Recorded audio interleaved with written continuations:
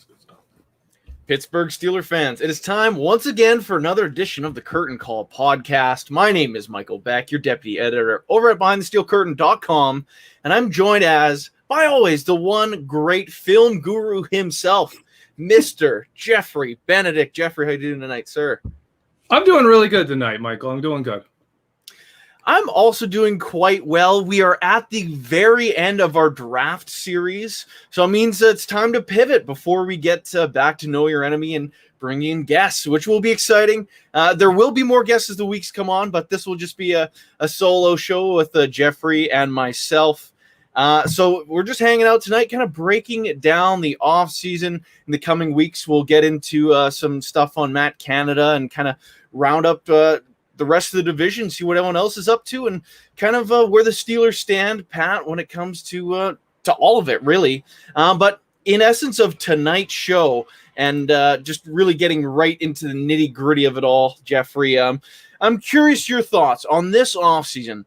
What was the very biggest loss that this team suffered? Probably, in my mind, knowing that David DeCastro was hurt and isn't back from injury yet, I'm actually going to go with Maurkice Pouncey. That's because really my point on him this entire time has been the best thing we could get back for the line we're going to have next year with all the youth is leadership.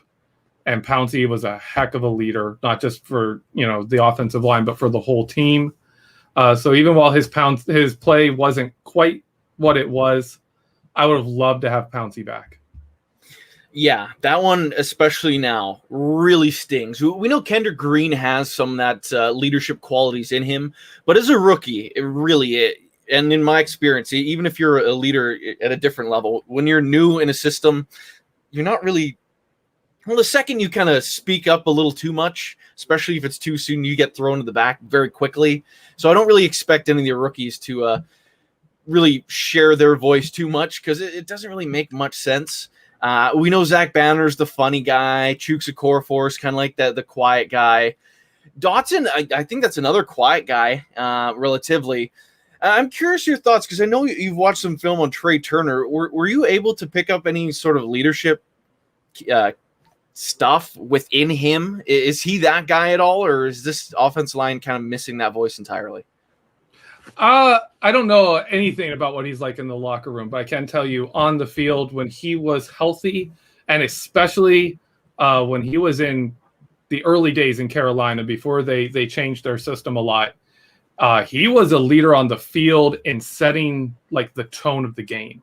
And that was something you always got from Pouncey. If other players were kind of not in it, Pouncey would go out of his way to like push the line of playing to the whistle, really like aggravate even the other team. It was the point of like, get a little fight going, get something going that will get the other players to step up.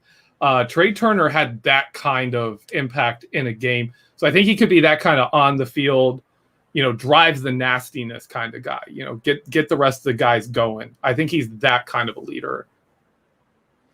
And Vodka Drinker in the live chat here. I haven't seen that name in a while. He tunes in with, I'm tired of the good guys. I'm ready for our O-line to be mean and nasty. Do you think the Steelers have put together a group like that? Is this going to be a mean, physical group? I think so. I think they're getting there. It's interesting thinking of Zach Banner being nasty and mean, like, well, his off-field personality is kind of a big teddy bear, but on the field he's like, I'm gonna push people around, and that's really what we're talking about. We're not talking about like poking someone in the eye or dirty shots and stuff like that. We're talking about finish the play. We're talking about push people around, manhandle somebody. If you get a chance, slam them on the ground, make them think twice about mixing it up with you again. Last year with the positional blocking, man, there's plays where you just see David DeCastro like get in the way of a linebacker, and that's enough. And he's looking to see, okay, did they get past me? All right, I'll let him go. Like, come on, like that dude. You have almost 100 pounds on that guy. Go take him out of the play. So with this O-line, and really kind of tie a bow on the O-line stuff itself, do you think I know that obviously it was one of the worst units in football last year. It's especially when there was injuries and Hassenauer was on the field, and a lot of that dipped. Do you think this group got better, basically addition by subtraction in some sense, just based on some of the guys they lost alone? Did that make them better because now they don't really have to start an expensive Alejandro Villanueva? Losing David DeCastro, is that just like a whatever thing now because he was kind of losing his flame? Marquise Pouncey, was he taking steps back? Is addition by subtraction a fair way to assess this offensive line? Probably not.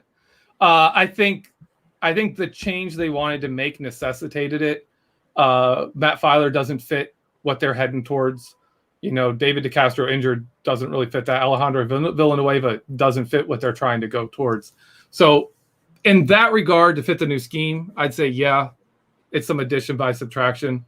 But mostly I think you hit it when you said the money, these guys were making compared to what we're paying for the offensive line now. I think what you saw is a year where the salary cap dipped, pushed the Steelers to move on from people a year early rather than holding on to them a year longer. Like if David DeCastro was going to be, they were going to be like, well, he's not going to be ready maybe for 6 weeks, and the Steelers had cap room, then he's a guy you hold on to. And you say, all right, we've got these guys, they can fill in for 6 weeks, and then David Castro is back, and we can make a push for the playoffs with David DeCastro there. So more than anything, I think it's a case where, the addition by subtraction is the added flexibility that money gave the Steelers, because that was necessary. Yeah, no, I absolutely agree on that. I'm also really excited to see this scheme fit because there's some mean dudes. Aside from Chooks, who's more the pass blocker, I would say, of the group, the other 4 guys are just physical, mean. It's going to be exciting to watch them run the ball. But outside of the sorry, go ahead. With what they're heading to in Canada schemes, I've been doing a whole film series on Matt Canada's offense in college. One thing that stands out is how important guard to guard, center guard is in Matt Canada's scheme. And that's how the Steelers build lines. They're always guard, center guard, and then our tackles need to be good. But we want great interior line play, and then we're okay with decent to good tackle play. And for Matt Canada's scheme, that's what's important. So it's going to be interesting to see how that interior line and that nastiness under Adrian Klemm really go, because if they do well, if they grow and they are a bullying group and that inside, Matt Canada's offense can flourish. And it's also worth noting the rest of the skill positions for this offense. I guess the only loss they have is James Conner, who they're replaced with their first-round pick. I'll get into that in a little bit.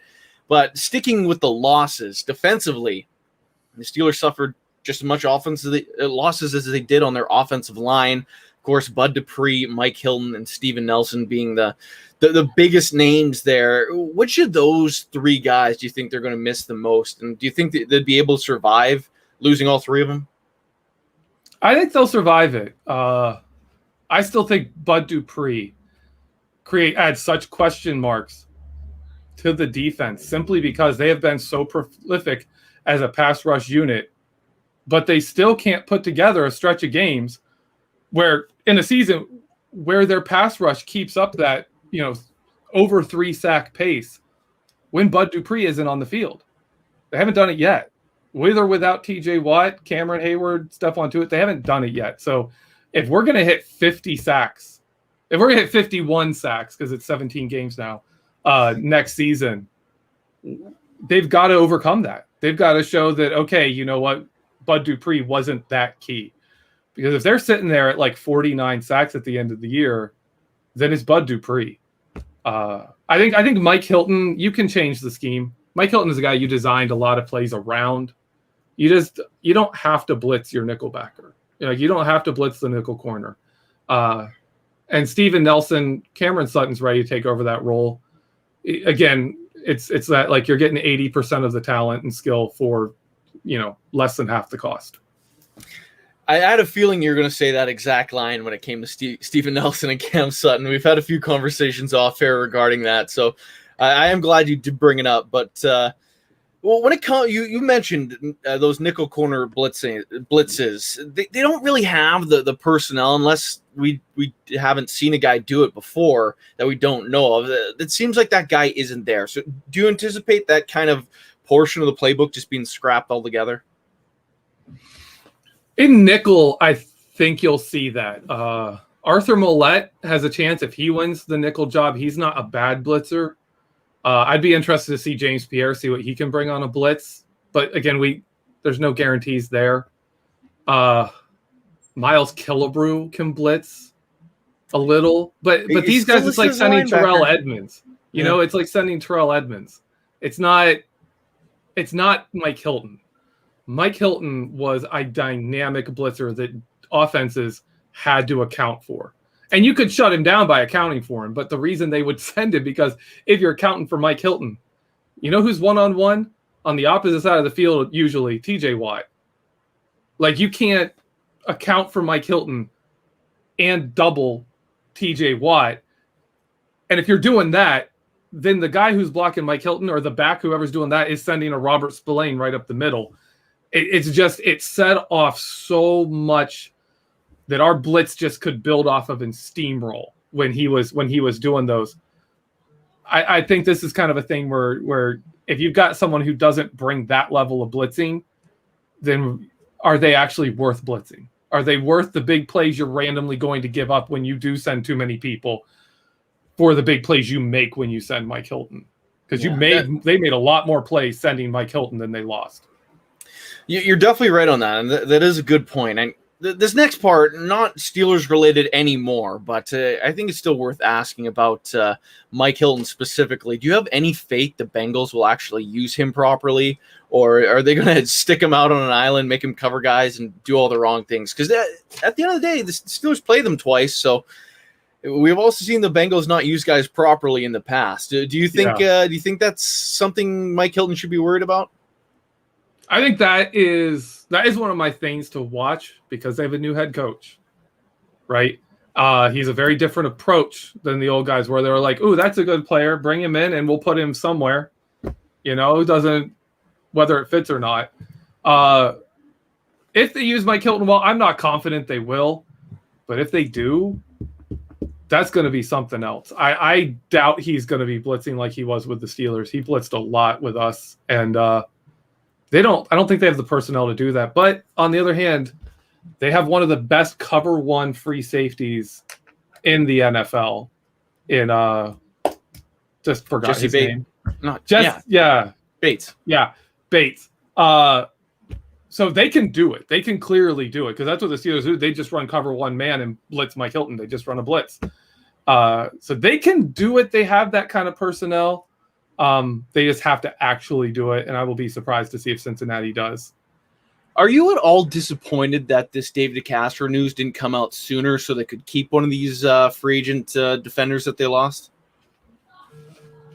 That is a good question.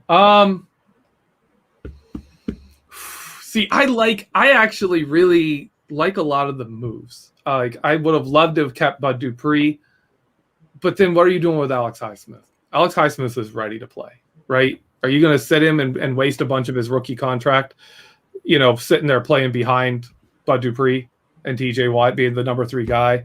I love Mike Hilton, but we got guys like James Pierre. Mike Hilton's probably the one that's going to be the hardest to recover from. Cameron Sutton is perfect to fill in for Steven Nelson. There's moves like that. So I don't know, probably Mike Hilton. I would have kept Mike Hilton. So yeah, that would have been nice. You could have thrown Mike Hilton some money. But at the same point, you'd be in the same place you are now. You just have better cornerback depth. And I think, I wonder, do they bring in an Arthur Millett? And if they don't, then you're paying more money. Your depth still looks the same. You just have Mike Hilton there. You're still tied to the same blitzing system and everything. I'd take it, but I don't think it's that big of a difference. So if we had cut David DeCastro earlier, maybe we just spend more money on the O-line. Maybe we bring in a center too. Maybe we bring in a higher end center instead of drafting one. And according to some insiders, the Steelers were totally in the market for one of the top free agent centers. Womp womp. Yeah. But speaking of Steelers in free agency, don't really have to spend too much time on it because they really didn't add anyone super noteworthy. Out of the guys they brought in, like we can even include Dwayne Haskins, B.J. Finney, Joe Haig, Arthur Millett, Miles Killebrew. That's basically the guys they signed.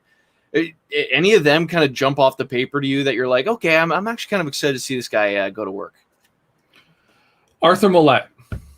I am interested in watching him. I liked his film. I think he is a good fit for what Terrell Austin's been doing in the secondary. So I like Arthur Millett. I could see him being like a super backup who plays every position. I could see him being a backup, the number 3 safety that can play in some heavier, in some dime positions. But if you look at his size, he's 5'9", 190. He plays bigger than that. I think he very well could be that nickel back starting the season. He could be nickel, he could be dime. He's going to be a factor. He is going to get snaps. I like him. I think he's going to be a good addition. As for myself on this one, other than Millett, there's no one that's really like eye-popping to me. I guess I'll take the easy one, say Dwayne Haskins, who's probably the BehindTheSteelCurtain.com favorite to win the Isaac Redman Red Zone Redman Award for the preseason MVP. That'd be my betting odds favorite at this point because I think a lot of people are just going to be interested in watching him play. Yeah, I don't know if this guy's ever going to do anything for the Steelers. It's a reclamation project that's like a 1 out of 100, like a blindfolded dart throw. Sure, there's a chance you'll hit a bullseye, but it's not very likely. So free agency for the Steelers this year, we knew it was going to suck. There's nothing really to be super excited about, despite some rumors that we thought maybe something would get done. It never did. So out of the moves they made, there's nothing that I'm very excited about. But that same kind of hesitancy towards enjoying what they did in free agency can be kind of mirrored by excitement from the draft, because I think the Steelers had a very good draft for themselves, and they really acquired a bunch of players that have opportunities to play a lot. So to kind of transition in the draft stuff now, I'm curious your thoughts on how many of these rookies, and before I even go any further, I will say I'll have a full-length article over on BehindTheSteelCurtain.com dropping on Thursday, for rookies' playing time and their expectations for the 2021 season. But Jeffrey, I'm going to throw that question to you, whether or not you think how many of these 9 guys, these 9 draft picks, will actually make a significant impact in 2021. Okay, significant impact. Like notable enough, like they play a good chunk of snaps. I'm gonna go with obviously Harris, Green, second round pick. I'm blanking on Pat Freiermuth. Yeah, those 3 have to, right? They absolutely have to. If they don't, then what are you doing? The 4th round picks. That you got Dan Moore Jr., Buddy Johnson in the 4th round, then Isaiah Loudermilk and Quincy Roche, and Trey Norwood and Presley Harvin III. Okay, Presley Harvin III. So that's 4. I'm going to go with Harris, Freiermuth, Green, and Harvin III. Yeah, I agree with that too. I think there's a good chance that Buddy Johnson, by the end of the year, is pushing for some linebacker snaps. I think he does a lot of the things that Vince Williams did, but he's more athletic. So I think there could be a good shot that he makes some impact on special teams, that he could step in and start making some plays now and then. Will he be the starter? I doubt it. But I think at some point he has a very good chance to. The other name I'm kind of interested in, I will bring up Quincy Roche as well until the Steelers bring in another outside linebacker, which at some point I feel like they have to. And now, as long as it's been, it'll probably be a move that happens after training camp. But I feel like that's one of the inevitable ones. But Trey Norwood. I think Mike Tomlin, the way he spoke glowingly about him, especially when they draft him, called him a Swiss Army knife. Mike Tomlin specifically calls out the pick. The Steelers have a lot of space when it comes to being a backup safety, pushing for nickel corner spots, being the primary backup corner as it is. I guess James Pierce probably got a pretty firm grip on that. But behind him, there really isn't anyone jumping to the forefront. I think Trey Norwood could be a name to watch as well. But the 4 guys you named, I think will have probably the biggest impact. Aside from that, do you like this class? Was this a good draft class by the Pittsburgh Steelers? Oh yeah. I like it. I like almost all of the picks. Once they drafted Kendrick Green, I got to see his film, and I was like, okay, I see what they were seeing. Getting this guy in the 3rd round, I was okay with it. I was a little bit panicked over the center position. We were both expecting a free agent, and when that didn't happen, I was like, "Oh, right now you have to draft one." And they were like, "No, do we? Do we really? We can wait till round 3." That's no big deal, and it worked. So I'm very happy with the draft. I like the additions to the team. Yeah, and to kind of build off your center comment, before the draft, of course, Mike Tomlin and Kevin Colbert held that press conference where they specifically said, like, "Oh, there's centers we like in the middle rounds of the draft." And looking back on it now, we knew the guy they liked was Kendrick Green, and they went out and got him. So in that sense, I'm excited about it because I think the Steelers got the guy they really wanted to be the guy regardless. Like, I think if any of the centers were there when the Steelers picked in the 2nd round, they wouldn't have taken him. Like Creed Humphrey was there, for example. I think they would have went Freiermuth no matter what, especially when you take into consideration the tight ends of this draft. You had Pitts at the top, who was by far the best tight end of the class, and then you had Freiermuth, and then a huge drop-off. So I can totally understand the order the Steelers made their picks, and I think they still got their guy in the middle. Absolutely. If you take all of the centers that were good this season and you compare them to Marquise Pouncey's film, right?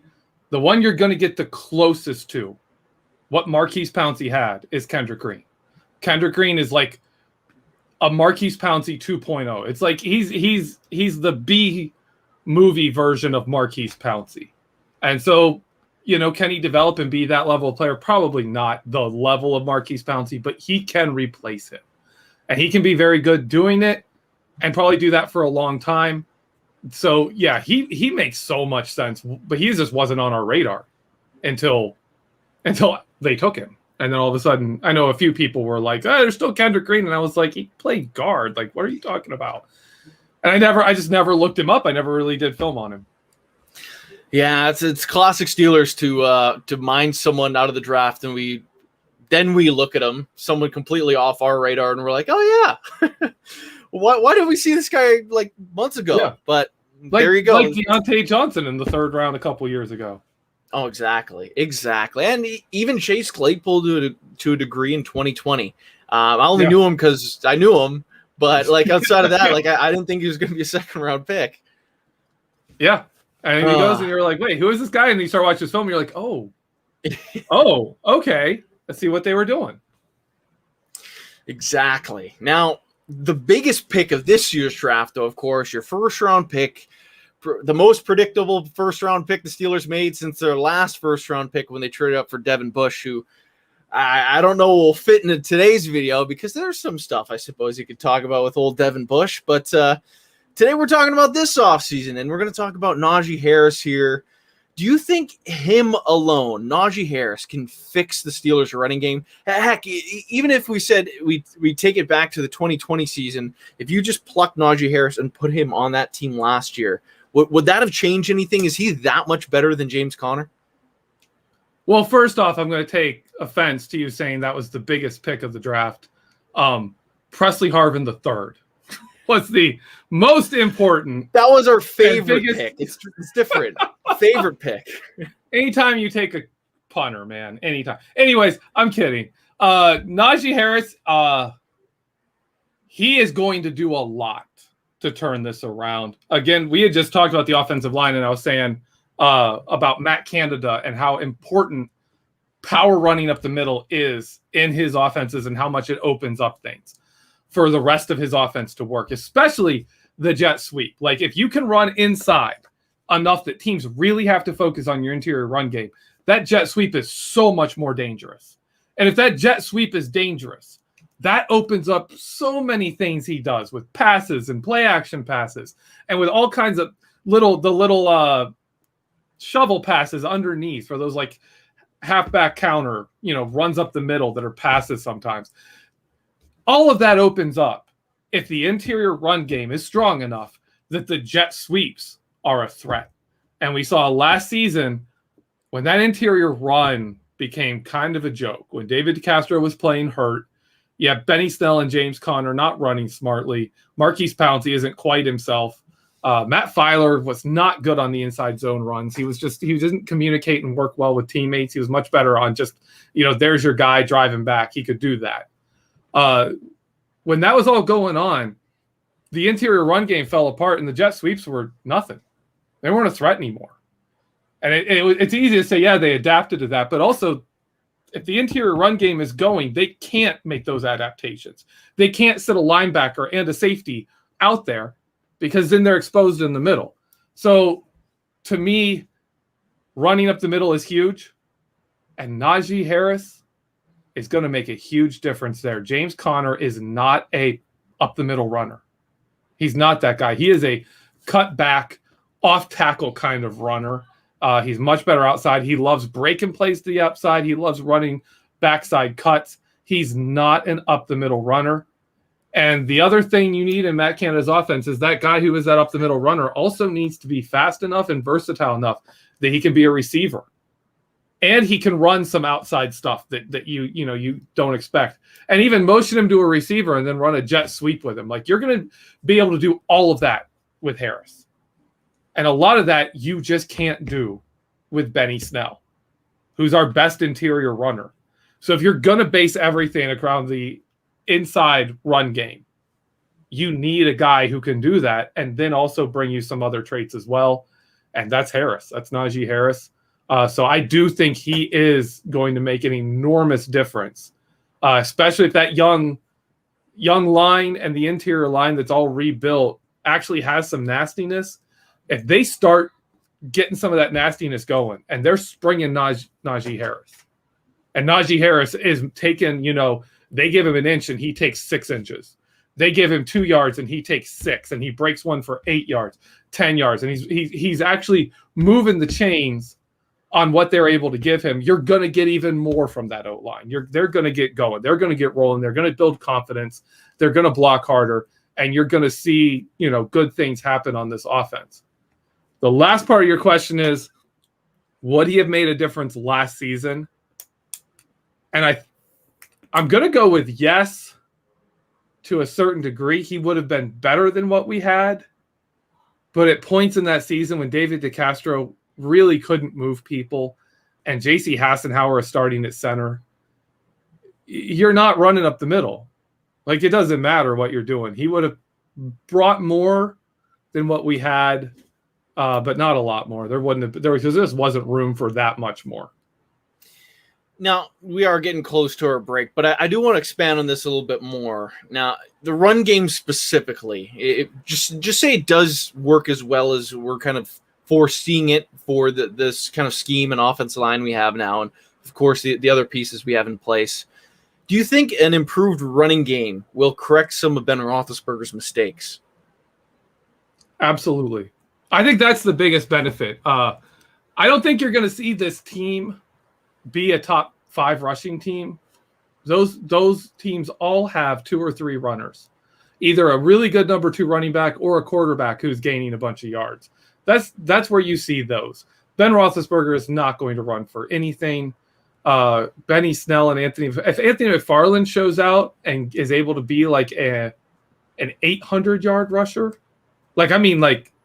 legit doing stuff, then yeah, this team could be top 5, but I doubt that's going to happen. I don't see that happening. So really, I think the big benefit you're going to see from the run game is defenses having to be accountable to the run game and not being able to sit back into passing lanes, into the slot and the hook routes, not being able to throw a linebacker, into the slant route, right where they want to put Chase Claypool, and be like, no, we're going to take that away with the guy who should be stopping the run, because we're not in any way, shape, or form afraid of your run game. That's where it's going to help. And it's also going to help slow down the pass rush. And if you can slow down the pass rush and you can give Ben Roethlisberger 2.5 seconds to throw the ball, he's a far better quarterback. And when he has 2 seconds or less to throw the ball, it's not good. All right, so it is the top of the first half hour of our show. We will transition to the second part, and we're going to talk a little bit more about Ben Roethlisberger, this coaching staff, and just some other general thoughts about this offseason and how and basically what it all means for the 2021 regular season. So if you're listening on your podcast platforms, you can switch over to part 2 now. And if you're listening on YouTube or Facebook, just hang tight. We will be back in just a minute.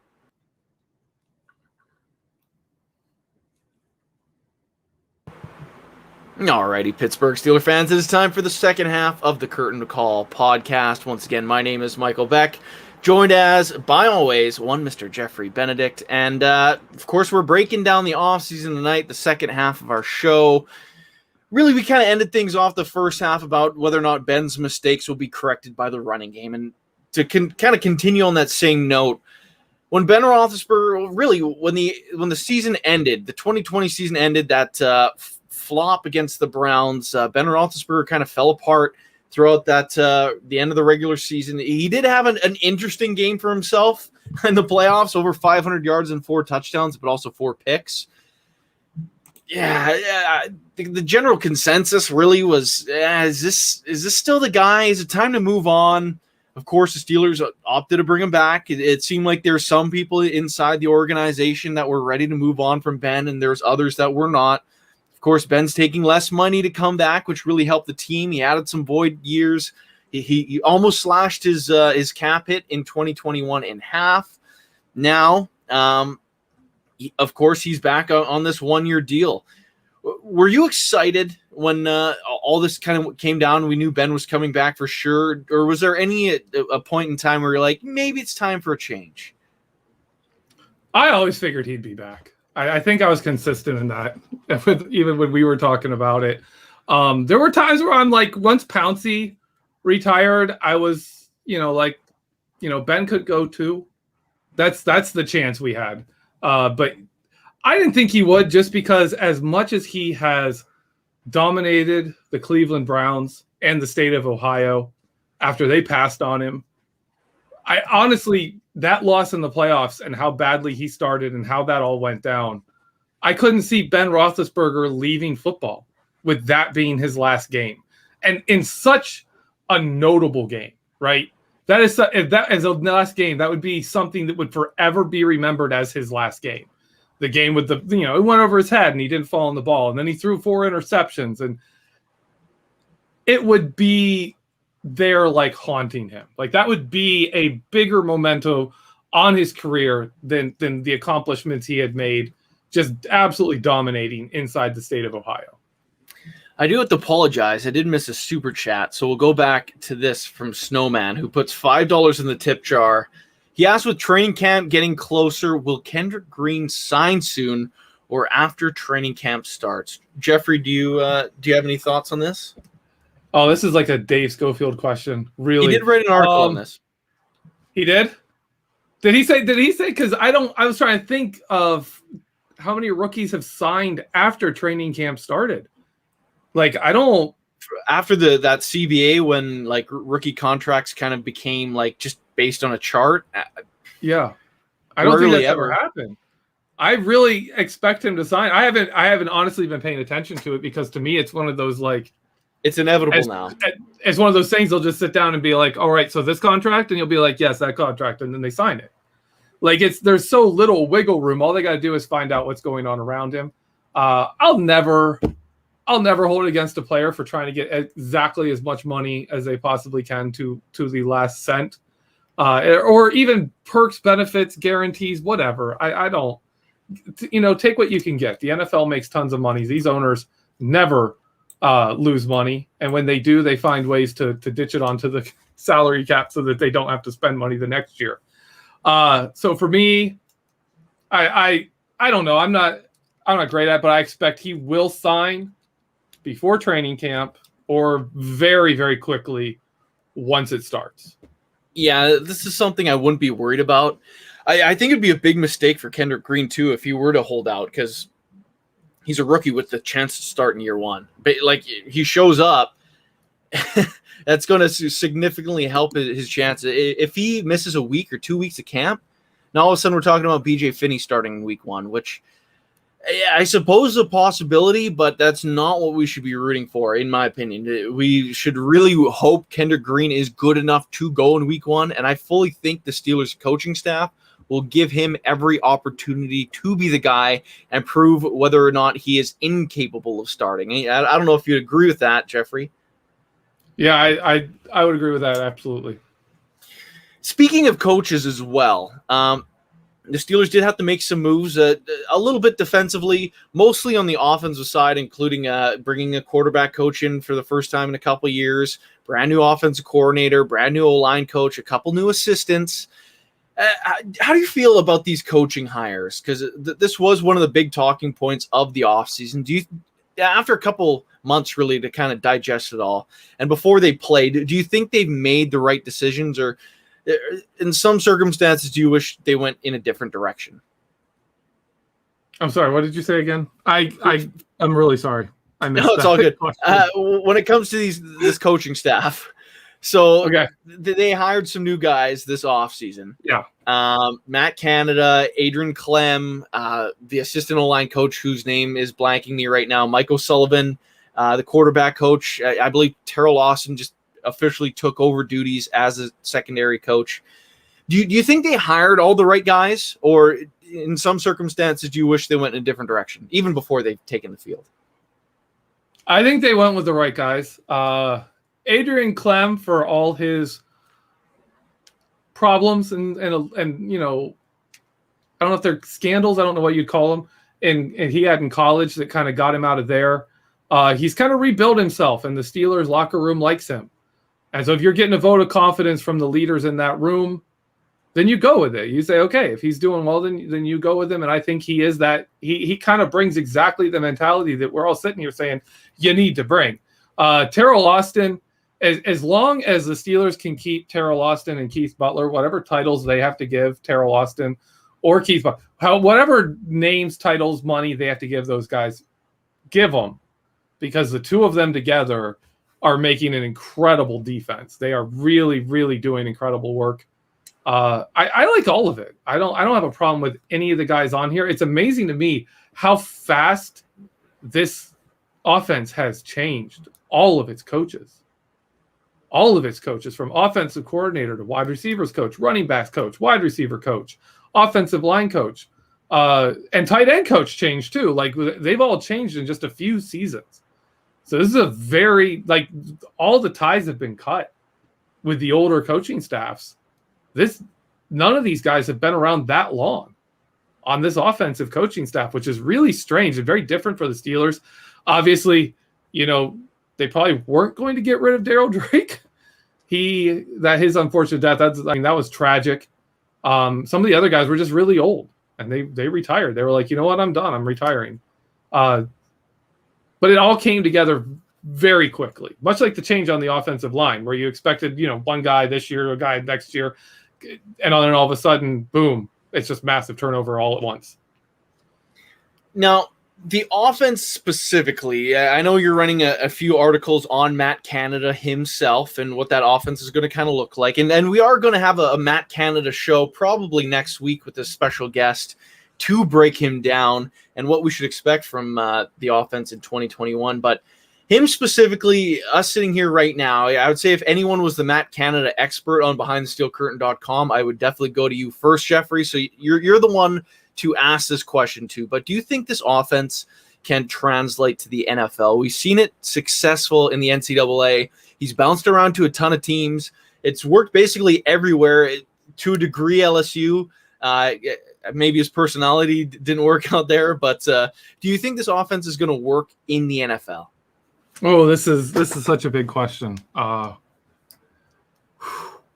What I've been working on, a lot of this stuff already works in the NFL.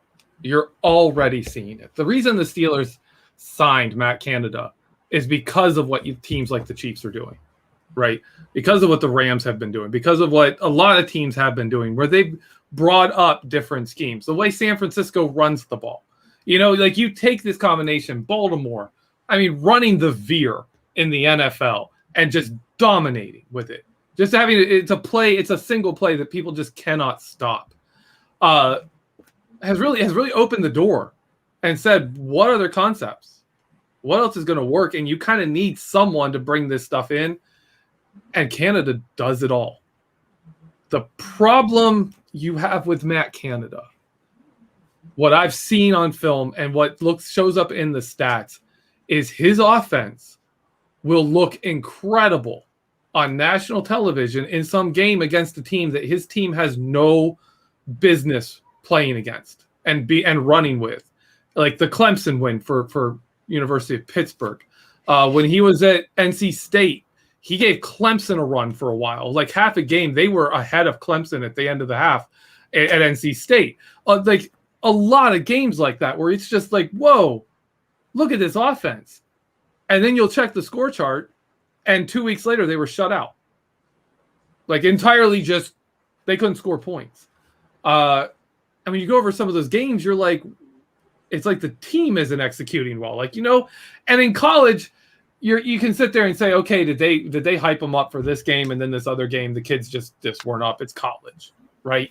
And there's a reason major programs are major programs and minor programs are minor programs, because you might get up for a half a game and really play with Clemson, and then 2 weeks later, you know, you're not hyped up for a game and you get blown out. But Matt Canada has some questions there. His offensive design, his schemes, that's all been proven in the NFL. All the stuff he does, it works in the NFL. And frankly, looking through our season, early season, especially last season, it worked. There was more of Matt Canada's stuff last season than people think, than I even thought. I'm looking through, I'm finding plays. And so it works. It has worked. The question is, for me, and we've talked about this before, what happens when they play Mike Vrabel? Right? What happens when Mike Vrabel, because Mike Vrabel put on film how to defend Lamar Jackson. He was that guy. Last season, he was the guy that put on film how to defend the Steelers with that offense that was rolling early in the season. It was Vrabel. When we face Vrabel, that's going to be the question mark. When you face Vrabel and then you have to face Baltimore a few weeks later, and they've had a chance to look at what Mike Vrabel did and build on it, that's going to be the question for Matt Canada. What do you do when the really good defensive minds get a hold of your film, look at it, and start devising ways to stop it? And to me, the answer to that is it depends on the players, because if you're running a play where it's like, okay, we've got an interior run, we've got a jet sweep, but we could also pass out of this because we have designs where we've shown we can pass out of this. If it's last season, they can sit there and say, if we don't have to respect the inside run, we can drop a linebacker here, we can set a safety here, and if that sweep motion goes, just send them, right? Because we know you're not throwing the ball, and we know that when we're not afraid of the interior run, then they can shut it all down. But if, again, that interior run is working, the rest of it falls into place. Almost like the old Pittsburgh Steelers under Bill Cowher, where they'd run the same run play 10 times a game. They didn't care that you knew it was coming. You couldn't stop it. And if you can't stop an interior run, if you can't stop an inside zone run, then you're not sitting on the jet sweep. You're not prepared for the pass that's going to come off of a jet sweep fake. You know, you're not ready for this stuff because you can't divert the resources to do that and stop the inside run game. So to me, that's the key. Like, if this run game works to the point that it is something teams have to commit to defending, and maybe even overcommit, then the rest of his offense will work. With the caveat of and then if some of it isn't working, then you've got to see what Vrabel does. Because if Mike Vrabel if Mike Vrabel puts on film how to solve it, then you've got to adapt. And that'll be the interesting thing for Matt Canada. I also want to add in here that after all of what stuff Matt Canada did, LSU flops, goes to Maryland.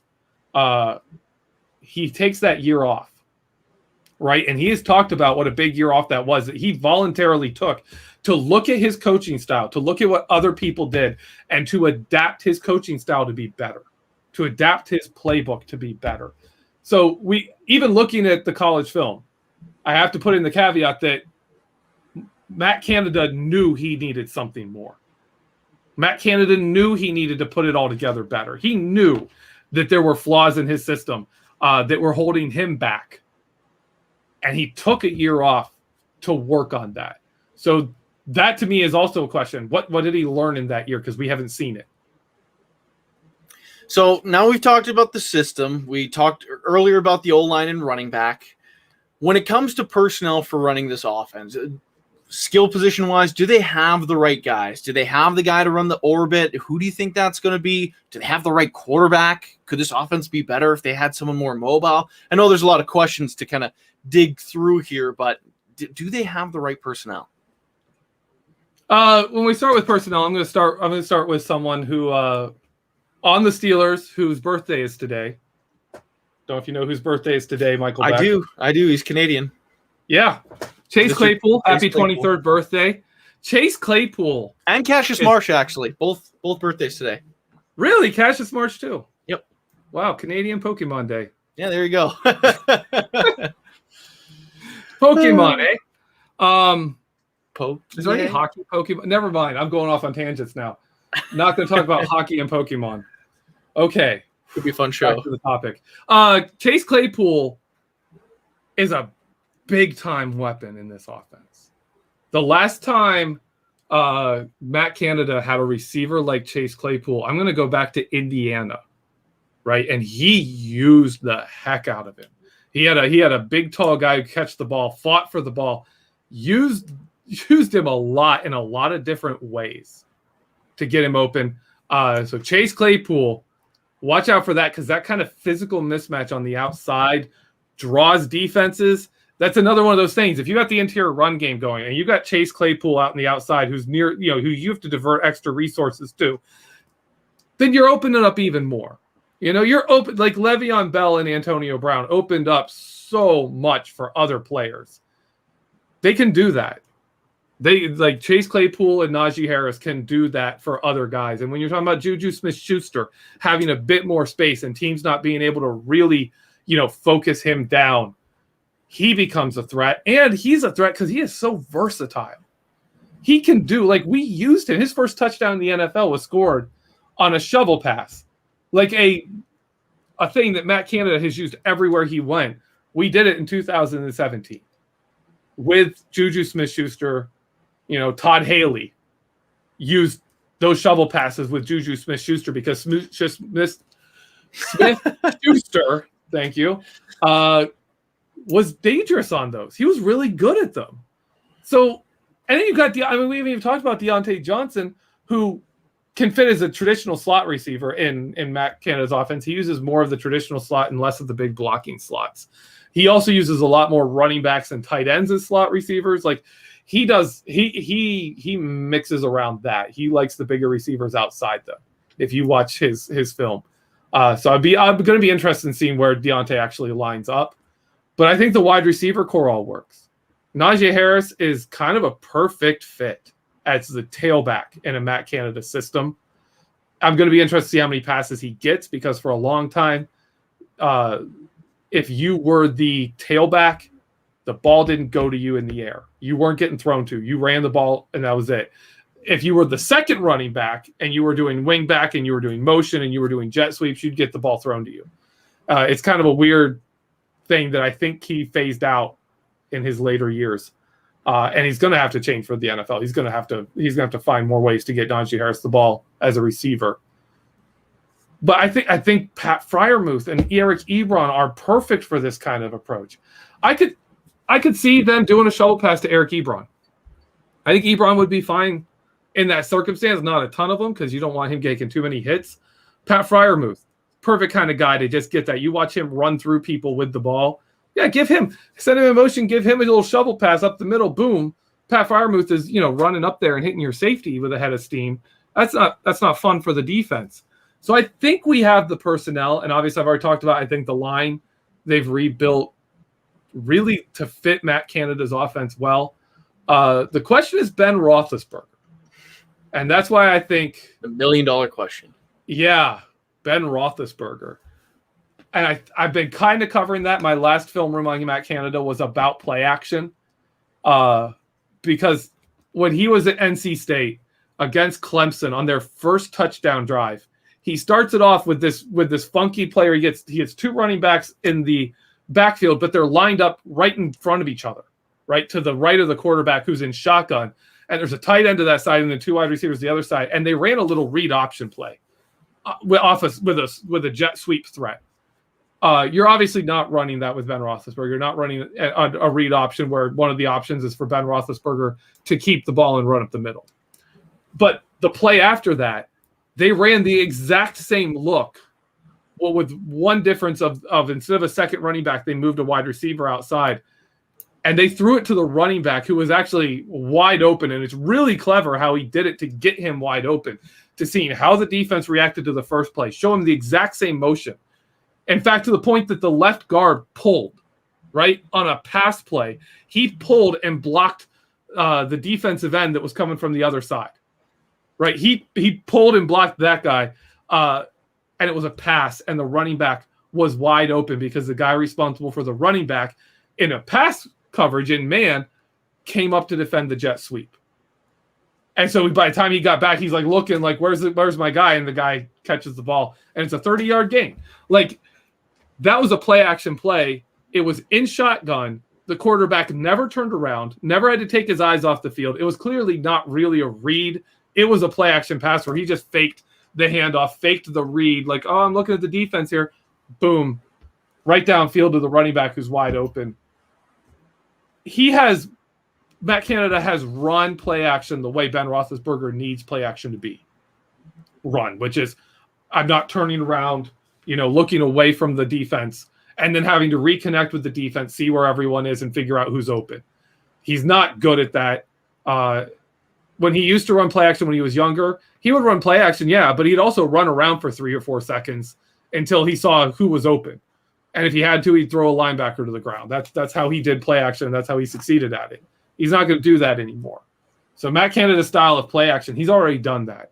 And as we saw with Nathan Peterman at Pitt, he can run a read option where the options are hand off to James Conner or pitch it up underneath to a tight end on a shovel pass, which is crazy effective, and especially if you do actually have a mobile quarterback, it's really effective because teams have to respect, and they're rushing that handoff. Like, that's the way you defend it. If you watch how we defend Lamar Jackson, TJ Watt just rushes the handoff.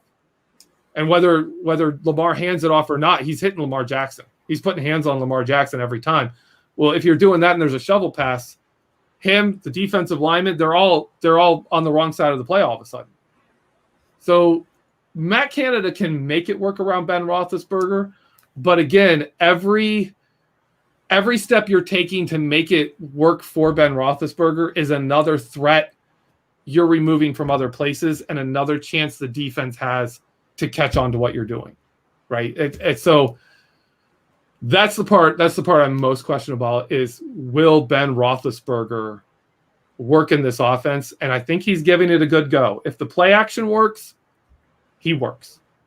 And that's really the answer. If the play action works with Ben Roethlisberger, then he works in this offense.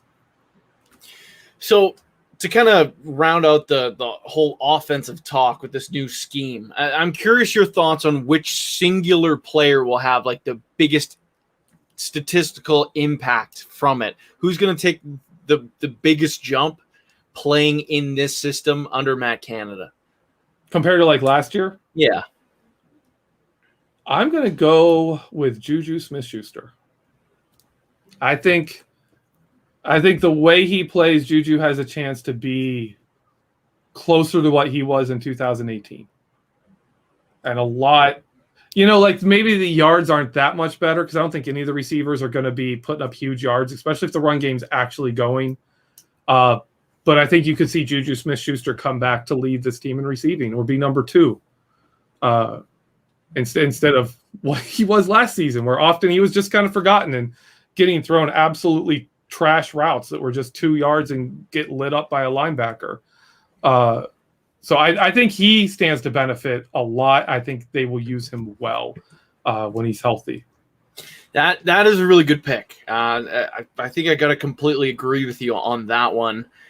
A couple more thoughts before we end the show tonight. I have some fun questions I did want to end the show with. Starting off with this one, if there was one thing specifically you could change about this offseason, it was completely on you, whether it was signing a player, whether it was a different draft pick, whether it was cutting someone specifically, what's the one move you would have made? Sign Justin Houston. We can still do that. I know. We can still do that. Actually, I really wanted the center from Green Bay. You stole mine. Corey Linsley. I'm sorry, man. I shouldn't have gone to. It's okay. Well, I'm stealing all of your favorite ones. I'm trying to think of anyone else you really, really were championing there. But I liked Corey Lindsey. Yeah. Corey Lindsey was good. I'll let you talk about Corey Lindsey if you want. Oh, I mean, he's arguably the best center in the league. So obviously he was a free agent, first team All-Pro a year ago. That would have been really nice. Makes Steelers a little bit more flexible. And with Matt LaFleur, he was running outside zone a lot. Right. He is so he's that kind of athletic profile. He would have worked really well. Yeah, I was surprised to a degree that they didn't chase a center rather at all. That's something. If I could change one thing, early in the offseason would be that. Later on in the offseason, now it's making a move for an outside linebacker, which I think it will happen. It kind of has to. Otherwise, I'm going to feel sick to my stomach most games until they do make that move. But at this point, the most important thing is adding an outside linebacker, which I think will eventually happen. I guess we might have time for a couple more of these. But do you think on the whole, this offseason made the team better from last year?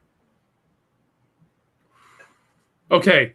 Sean Surratt and Randy Fichtner being replaced by Adrian Clem and Matt Canada has the chance to make more of a difference on this team and this franchise than any of the other moves we made. Those moves right there. If Matt Canada's system works in the NFL, then this team is going to be a real nightmare to deal with for everyone. Nobody is going to want to play the Steelers. If that offensive line is pushing people around on the inside and Najee Harris is making runs, Matt Canada's offense comes together and Ben Roethlisberger is running play action. I don't care what you draw up, Mike Vrabel. I don't care at that point. If the interior run is going and Ben Roethlisberger can run play action, then this offense, I mean, it's not going to be the Chiefs' offense, but it could get not far off from that kind of level of just straight up really good play. Like they could put up those kind of, maybe not those numbers because the Chiefs also run high tempo and we should not be running high tempo with that team. But that kind of efficiency, we should be getting Baltimore, Kansas City in that range, top 5 in points per drive. We could get there if those moves work out. So for me, the biggest is Sean Surratt and Randy Fichtner being gone, Matt Canada and Adrian Clem in. Yeah, to me, when it comes to the players, I think the biggest things that we need to see is the offensive line play above the expectation, which I think to play above expectation won't be that hard because expectation is so low, despite this team bringing a whole new unit from the one that was terrible last year. So I think we'll see some better stuff out of the O-line. After that, of course, a lot comes down to Ben Roethlisberger. If he still has it, if he's willing to run all these new and creative things, think more, stand in the pocket longer, deliver the ball down the field better, then, all of a sudden we're talking about a legitimate team, a legitimate offensive threat with the defense that sure is missing some bodies, but could be close to as good as they've been in recent years. The last question we'll leave it on tonight here is whether or not you think this team is a contender. Are they up there with the Chiefs and the Bills and the Browns, I guess, that so many people want to throw them in there, and heck, even the Titans? Would you lump them into that kind of category in the AFC specifically? First off, the Browns aren't contenders. A lot of people want to say they are. They had a fantastic season, their best season in years. Did they drastically improve from last season? Analytically, they look like they're going to be. Analytically, their defense, despite adding Jadeveon Clowney and John Johnson, analytics community is saying their defense didn't get any better. And then offensively, it's the same. They still have a great offensive line, a great running back, and two good receivers that don't really fit the offense. And Austin Hooper doesn't fit as a tight end. And they beat up Steelers team that shot themselves in the foot repeatedly in the wild card game. Like, that's what they did. So to me, the Browns aren't contenders. Anyways, Steelers as contenders right now, no. There are so many question marks. If you want to say a dark horse contender, someone who could come up unexpectedly and you don't know what you're going to get from them, because as much as I just talked up what they could be, if that interior line struggles and they're not running up the middle and teams solve Matt Canada's offense because he's not able to put multiple threats on the field that you have to respect, this team's going to be worse than it was last season. With this offensive line, there's no, hey, we can just turn it over to Ben. They're not going to block like David DeCastro and Alejandro Villanueva. They're not going to be that team. So if this goes bad, you can't just turn it over to Ben and still win games against crappier opponents most of the time. Like, that's not a thing. If this goes bad, it's going to go very, very bad. I don't think the Steelers should be viewed as contenders, except in the case of what we're talking about. If these changes work out, if Trey Turner is able to get back something of what he had, if Kendrick Green develops and BJ Finney is the 2019 version of himself, and Ben Roethlisberger learns this system, they're able to run and all the receivers are getting open and all this stuff is happening and the defense is good, man, they're going to be great. If we found out Bud Dupree and Steven Nelson and Mike Hilton were much better and much more important to this defense than we're giving them credit for, and this offensive line doesn't come together, Steelers could be very bad. So I don't think they should be viewed as contenders because there is such a wide range of possibilities here. But the Steelers very well, if things go well, they could win it. And again, health comes into it. You got to be healthier than the other guys. Right. Now, sad on that before we wind things down. I will say, I think this team, of course, with having so many question marks, it could be a good thing or it could be a bad thing. If they answer them all, they'll be a great team. If they get them wrong, they could suck. And for the Steelers sucking, I still think that might be like a game, maybe 2 games below 500. Like, the team they put together is probably flirting a game or 2 above 500 right now. They could be a 10-7, 9-8 team. That wouldn't surprise me. And with an expanded playoff field, that would still likely get them in. And heck, the AFC North, I'm still not very high on the Ravens. And I think the Browns, they have tendencies to shoot themselves in the feet. Heck, they lost to the Jets last year. Like, they're still not this juggernaut that so many people want to make them out to be. So could 10-7 win them the AFC North? If you have that positive win differential in the common opponents, absolutely could. That could be enough. Then really, I guess it comes down to getting red hot in the playoffs. Could it happen? Yeah, it's the NFL. Any given Sunday, once you get there, you could go on a run. But right now, to say they're one of the top teams would not be fair, especially when you've seen how much work Kansas City and Buffalo and all these real teams that are viewed as super strong contenders. I don't think you can lump them in until some of these questions are answered, and it won't be till they hit the field. With all that being said, though, Jeffrey, is there anything you want to plug on our way out? I know you've been working on those Matt Canada articles. Yes, the one that came out today is the one on play action. That is a really good one to go look at. It's all about the play he ran, and if you look at it, it's exactly a kind of thing that this team needs. That kind of play action where it looks like a run play all the way through, and then it's a pass. Matt Canada is brilliant with play action, and that can really help this offense. Perfect. The other thing that I want to add on at the end here, make sure you're clicking over to BehindTheSteelCurtain.com and following all the family of podcasts. Of course, the Scobro Show ran yesterday with two bros that certainly weren't Scos, so you can check that out to see what I'm talking about. Of course, you have my live mic and Jeff Hartman's Let's Ride in the morning, so you can also Dave Schofield's Stat Geek. Don't want to forget that one. Which will drop Thursday morning. So make sure you're checking out the entire family of podcasts because there's a ton of great content here for you guys. If you're a Steelers fan, if you're looking for that stuff all off-season long, all season long, you're getting, 3 podcasts a day? You're not going to want to miss it. Make sure you're subscribed to all that great stuff. And you're clicking over to BehindTheSteelCurtain.com, which should be your one-stop shop for all things Pittsburgh Steelers. For my co-host, Jeffrey Benedict, my name is Michael Beck. I want to thank you for tuning in.